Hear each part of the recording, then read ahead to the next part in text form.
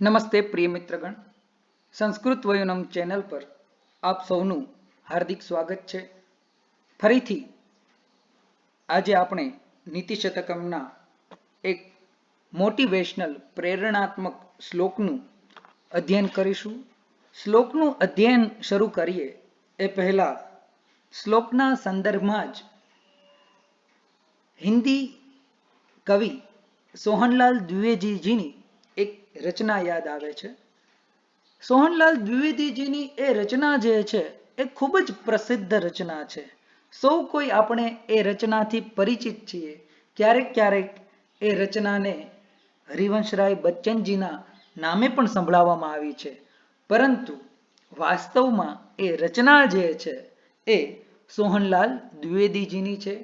પાંચમું છઠ્ઠું જે બાળક ભણતો હોય એ બાળકને પણ એ પ્રેરણાત્મક મોટિવેશન એ કાવ્ય જે છે, એ કવિતા જે છે એ આવડતી જ હોય છે. આપને પણ આવડતી હશે. એમની પ્રથમ બે પંક્તિ તો અવશ્ય આવડતી હશે, પરંતુ હું બોલીશ ત્યારે આપણને ખ્યાલ આવશે. અમુક છાત્ર છાત્રાઓને, અમુક શ્રોતાગણોને, અમુક દર્શકોને એ કવિતાનો ખ્યાલ આવી પણ ગયો હશે. જો આપને એ કવિતાનો ખ્યાલ આવી ગયો હોય તો આપ કોમેન્ટ બોક્સમાં લખી શકો છો. તો હું બોલું એ પહેલા આપ એ કોમેન્ટ્સ બોક્સમાં એ કવિતાને લખી શકો છો, એમની પંક્તિ અમુક લખી શકો છો, અને એમાંથી આપને કઈ પંક્તિઓ પસંદ છે એ પણ લખી શકો છો. તો ચાલો હવે હું આપણી સમક્ષ સોહનલાલ દ્વિવેદીજીની એ કવિતાને प्रस्तुत करूं. लहरों से डरकर नौका पार नहीं होती, कोशिश करने वालों की हार नहीं होती, कोशिश करने वालों की हार नहीं होती. नन्ही चींटी जब दाना लेकर चलती है, चढ़ती दीवारों पर 100 बार फिसलती है. मन का विश्वास रगों में साहस भरता है, चढ़कर गिरना गिरकर चढ़ना न अखरता है. आखिर उसकी मेहनत बेकार नहीं होती, कोशिश करने वालों की हार नहीं होती, कोशिश करने वालों की हार नहीं होती. असफलता एक चुनौती है, स्वीकार करो. क्या कमी रह गई देखो और सुधार करो. जब तक न सफल हो नींद चैन को त्यागो तुम, संघर्ष का मैदान छोड़ मत भागो तुम.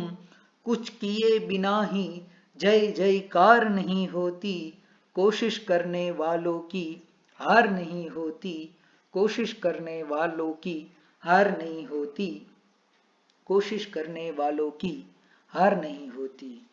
તો આવી જ કવિતાને રિલેટેડ આવું જ પ્રેરણા જે છે એ પ્રકૃત શ્લોકના માધ્યમથી ભગવાન ભર્તૃહરિજી જે છે એ આપણને આપે છે.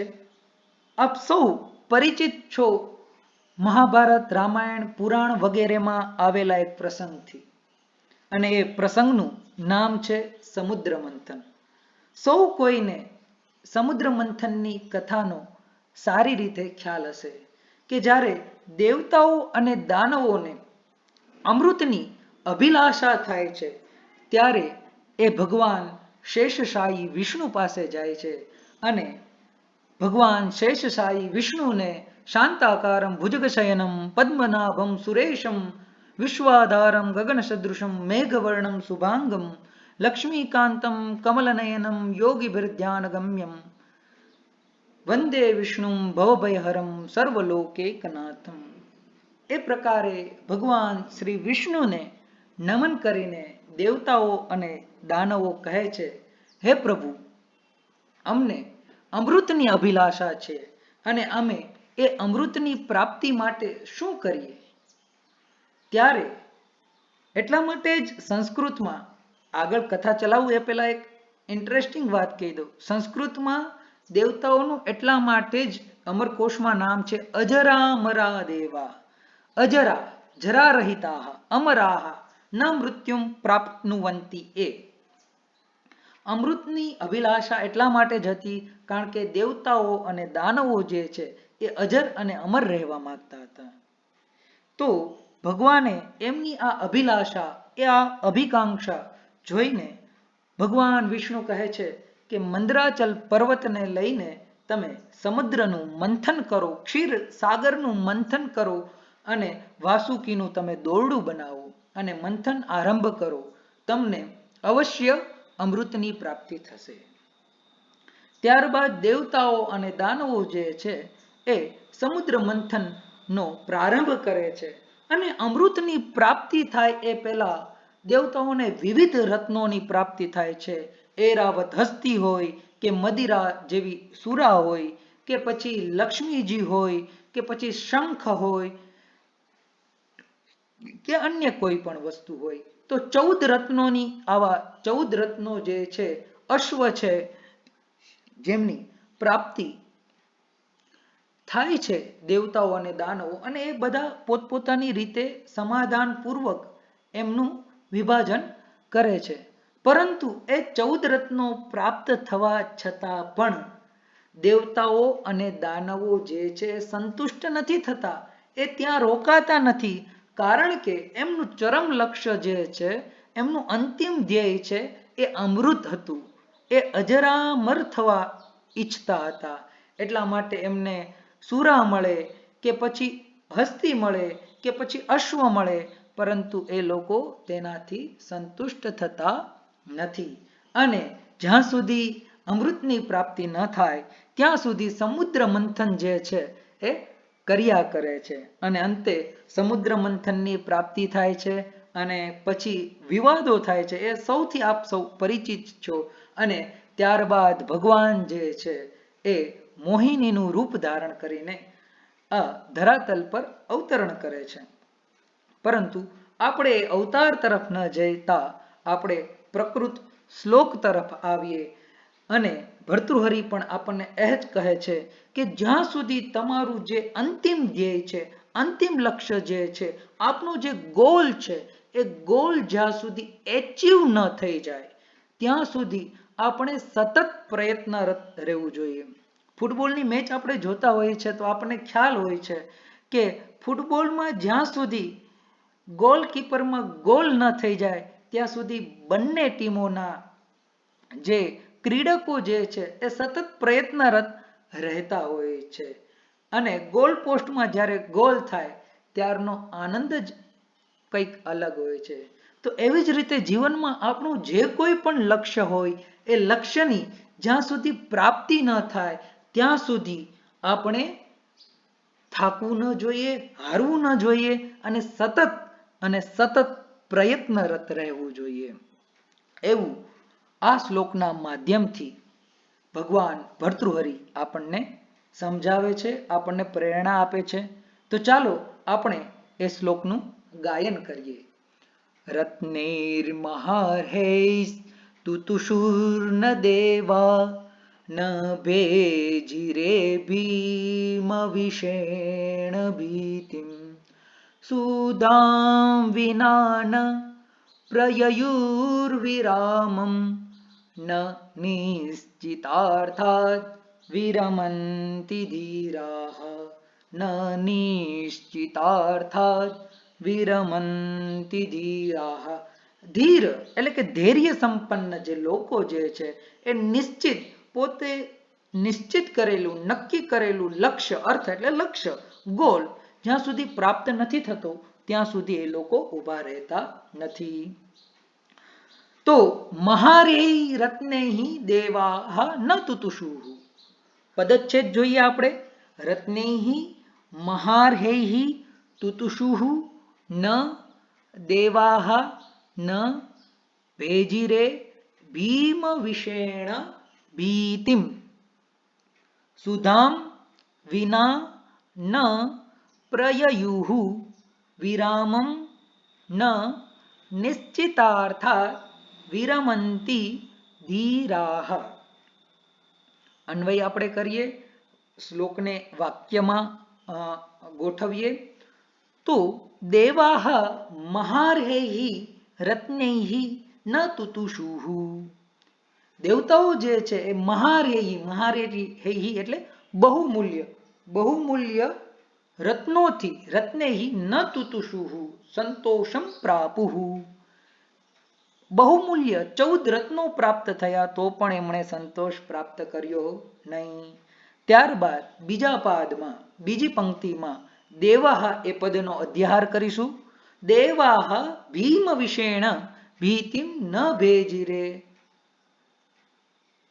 સમુદ્ર મંથન વખતે ભયંકર વિષ જે છે એ ઉત્પન્ન થયું, પરંતુ દેવતાઓએ એ વિષને જોઈને પણ એ ડર્યા નહીં, ડર પ્રાપ્ત ન કર્યો અને ભગવાન ભોળાનાથ પાસે ગયા. હમણાં જ શ્રાવણ મહિનો આવી રહ્યો છે, તો એ ભોળિયાનાથ પાસે જઈને કહે છે કે હે દેવ, અમને તો અમૃતની આકાંક્ષા છે, આપ અમારો ભય દૂર કરો અને આપ આ વિષનું ગ્રહણ કરો.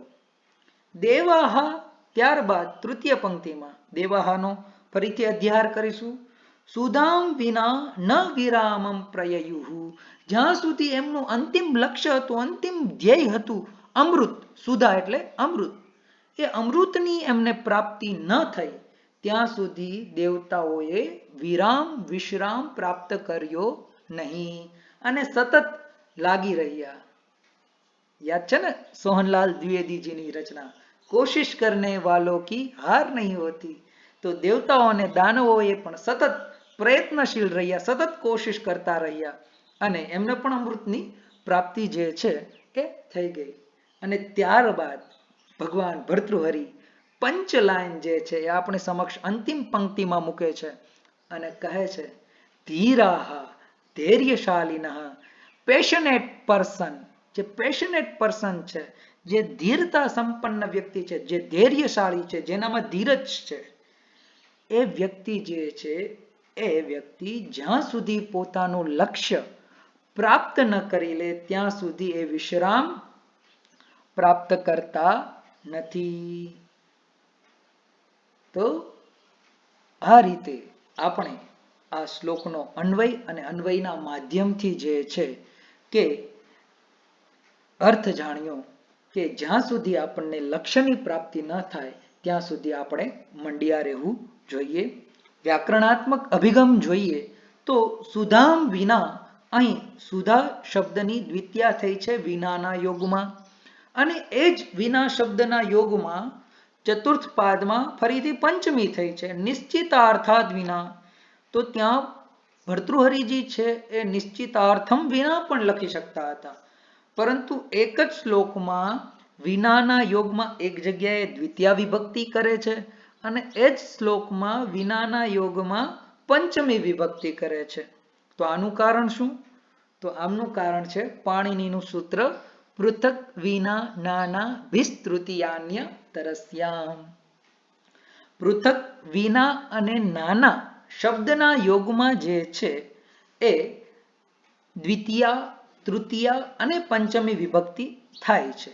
તો અહીં વિના શબ્દનો યોગ હોવાથી એકવાર સુધા શબ્દના યોગમાં દ્વિતીયા કરી છે અને એ જ સૂત્રથી પંચમી પણ અભિષ્ટ હોવાથી વિના શબ્દના યોગમાં પંચમી પણ કરી છે. તો હવે આપ જ સુધા અને નિશ્ચિતાર્થનું વિનાના યોગમાં તૃતીય વિભક્તિનું ઉદાહરણ શું છે એ મને કોમેન્ટ બોક્સમાં જણાવજો. ધાતુરૂપનો અભ્યાસ કરીએ તો અહીં કવિએ 3 ધાતુઓના લકાર જે છે એ લીટ લકારમાં પ્રયોગ કર્યો છે, કારણ કે જે સમુદ્ર મંથનની જે ક્રિયા જે છે એના આપણે સાક્ષાત દ્રષ્ટા નથી, એમને આપણે સાક્ષાત જોઈ નથી, એટલા માટે પરોક્ષે લીટ લકારનો પ્રયોગ કર્યો છે, જેમાં તુતુષુઃ છે તુષ્ટૌ ધાતુનું દિવાદીનું રૂપ જે છે ત્યાંથી પરોક્ષે લીટ લકાર થઈને પરોક્ષે લીટથી લીટ અને ક્રિયા સંપન્ન થઈને પ્રથમ પુરુષ બહુવચનનું રૂપ બને છે તુતુષુઃ. એવી જ રીતે અદાદિ ગણના યા પ્રાપણે ધાતુથી પરોક્ષે લીટ લકાર થઈને પ્રથમ પુરુષ બહુવચનનું રૂપ બને છે પ્રયયુઃ. હજી એક રૂપ જે છે એ લીટ લકારનું છે ભેજીરે. આપ સૌએ કહેવાનું છે કોમેન્ટ બોક્સમાં કે ભેજીરે કયા ધાતુનું રૂપ લીટ લકારનું પ્રથમ પુરુષ બહુવચનનું રૂપ છે? આપ સૌ ધાતુરૂપ, ધાતુચંદ્રિકા વગેરેમાંથી ગ્રંથોમાંથી શોધીને અવશ્ય કોમેન્ટ બોક્સમાં જણાવજો કે ભેજીરે રૂપ જે છે એ કયા ધાતુનું છે. ત્યારબાદ અંતિમ જે છે એ પંક્તિ પંચલાઈન છે, આપણા સૌ માટે છે કે ધૈર્યશાળી લોકો જે છે એ નિશ્ચિત સાધ્ય લક્ષ્ય પ્રાપ્ત ન થાય ત્યાં સુધી વિશ્રામ લેતા નથી. તો એમાં જે વિરમંતી ક્રિયા છે એ વિ ઉપસર્ગ પૂર્વક રમુક ક્રીડાયામ ધાતુથી વર્તમાન લટ લકાર પ્રથમ પુરુષ બહુવચનનું રૂપ છે. આમ તો રમુક ક્રીડાયામ ધાતુ જે છે એ આત્મનેપદી ધાતુ છે. રમતે, રમેતે, રમંતે, રમસે, રમેથે, રમદ્વે, રમે, રમાવહે, રમામહે. પરંતુ વિ ઉપસર્ગ લાગવાથી એ ધાતુ જે છે એ પરસ્મય પદી થઈ જાય છે. તો એ કઈ રીતે? કારણ કે ફરીથી પાણિનીજીનું એક સૂત્ર છે કે વ્યાંગ પરિભ્યો રમઃ. પરસ્મય પદનું આ સૂત્ર છે, પરસ્મય પદ કરનારું સૂત્ર છે કે વિ, આંગ અને પરિ ઉપસર્ગ પૂર્વક જ, માત્ર આ ત્રણ ઉપસર્ગ પૂર્વક જો રમુક ક્રીડાયામ ધાતુ હશે તો એ ધાતુના રૂપો જે છે એ પરસ્મય પદમાં ચાલશે. તો ધાતુ નિત્ય આત્મનેપદી છે, પરંતુ જોયું એક ઉપસર્ગનો કમાલ, એ ઉપસર્ગના માધ્યમથી આત્મનેપદી ધાતુ જે છે એ પરસ્મય પદી થઈ જાય છે અને રૂપ ચાલે છે પરસ્મય પદમાં. વિરમતી, વિરમતઃ, વિરમંતી, વિરમસી, વિરમથઃ, વિરમથ, વિરમામી, વિરમાવહ, વિરમામઃ. તો પદાર્થનું આપણે ચર્ચા કરી છે કે દેવાહ, દેવતાહ, મહાર્યૈ, બહુમૂલ્યૈ, રત્નૈ, મણિખચિતૈ ન નૈવ તુતુષુ સંતોષમ પ્રાપુઃ ભીમવિષેણ ભયંકરેણ ભીતિમ ભયમ ન નૈવ ભેજીરે પ્રાપુઃ સુધામ અમૃતમ વિના અવ્યયમ ન નૈવ વિરામમ વિશ્રામમ પ્રયયુઃ પ્રજગ્મુઃ ધીરાઃ ધૈર્યશાલિનઃ નિશ્ચિતાર્થાत् નિશ્ચિત સાધ્યાत् વિના અવ્યયમસ્તિ એવંચ ન વિરમંતિ વિશ્રામમ ન કુર્વંતિ. તો સૌ કોઈ મિત્રો, દર્શકો અને શ્રોતાગણોને કહેવાનું કે જો હજી પણ આપે આપણા જીવનમાં કોઈ ચરમ ધ્યેય, ચરમ લક્ષ્ય જે છે એ નક્કી નથી કર્યું, નિશ્ચિત નથી કર્યું, તો ભર્તૃહરિજી આપણને ફરીથી એક લક્ષ્ય જે છે એ નિશ્ચિત કરવાનું કહે છે અને આપણને સતત ધૈર્ય સાથે એ લક્ષ્યને પ્રાપ્ત કરવા માટે આ શ્લોકના માધ્યમથી અને અમૃતના માધ્યમથી દેવતાઓ અને દાનવોનું ઉદાહરણ આપીને, સમુદ્ર મંથનનું ઉદાહરણ આપીને આપણને સતત પ્રેરે છે. અને સોહનલાલ દ્વિવેદીજીનું એ કાવ્ય કોશિશ કરને વાલો કી હાર નહીં હોતી, એ જ બેઝ જે છે ક્યાંક ને ક્યાંક સોહનલાલ દ્વિવેદીજીએ પણ આ શ્લોક વાંચ્યો હોય અને એમાંથી એમણે કોઈક એ જ ભાવો જે છે એમણે લખ્યા હોય, એ પણ હોઈ શકે. એ કાવ્યનો એક દોહો, એક પંક્તિ જે છે એ એક અંતરો જે છે એ બાકી હતો, એ અંતરાનું આપણે ગાયન કરીએ. લહરો સે ડરકર નૌકા પાર નહીં હોતી, કોશિશ કરને વાલો કી હાર નહીં હોતી, कोशिश करने वालों की हार नहीं होती. डुबकिया सिंधु में गोताखोर लगाता है, जा जाकर खाली हाथ लौट कर आता है. मिलते नहीं सहज ही मोती गहरे पानी में, बढ़ता दुगना उत्साह इसी हैरानी में. मुट्ठी उसकी खाली हर बार नहीं होती, कोशिश करने वालों की हार नहीं होती, कोशिश करने वालों की हार नहीं होती, कोशिश करने वालों की हार नहीं होती. न निश्चितार्थात् विरमंति धीराः. ધૈર્ય સંપન્ન લોકો, પેશનેટ પર્સન ક્યારેય પણ હાર નથી માનતા જ્યાં સુધી એમને પોતાના લક્ષ્યની પ્રાપ્તિ ન થઈ જાય. આપના ધ્યાનમાં પણ આવા કોઈ ધૈર્ય સંપન્ન વ્યક્તિઓ હોય અથવા એવા ઉદાહરણો હોય તો આપ અવશ્ય એ પણ કોમેન્ટ બોક્સમાં જણાવો. અને આપે હજુ સુધી સંસ્કૃત વયુનમ ચેનલને સબસ્ક્રાઇબ નથી કરી તો સબસ્ક્રાઇબ કરો સંસ્કૃત વયનમ ચેનલને, અને આ વિડીયો જો પસંદ આવે તો લાઈક કરો, અને કોમેન્ટ બોક્સમાં અવશ્ય જે પ્રશ્નો પૂછ્યા છે એનો જવાબ આપો, અને અન્ય કોઈ પ્રતિસાદ હોય તો અવશ્ય જણાવો. અસ્તુ ધન્યવાદઃ પુનઃ મિલામः.